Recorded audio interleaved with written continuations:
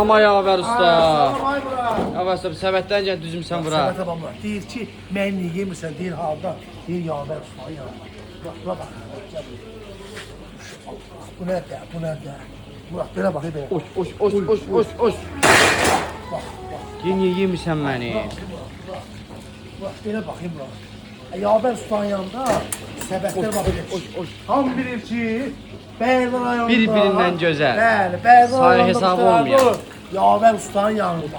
Oş. Eksən, gəl Bəylər rayonunun Şahvərlər kəndinə. Bəh. Cihan sofrasına. Yavər ustanın yanında bu gözəl yeməklər var. Bax, masa qızartması var, medalyonu, hər bir şey. Buyurub ki, Bəylər rayonu Şahvərlər kəndində. Abi gözəl o baxsada bu səbətlər gördüm, arkasında səbətlər. Gözəl səbətlə gəlib Yavər ustanın yanında. Hələ bura bax. Al, səsə bax, bax. Burada medalyon. Gəlirsən Bərdəran Şahvərlər kəndində bax, gözəl səbətlər, həmin Yavər ustanın yanında yeyirsən. Sağlam qal.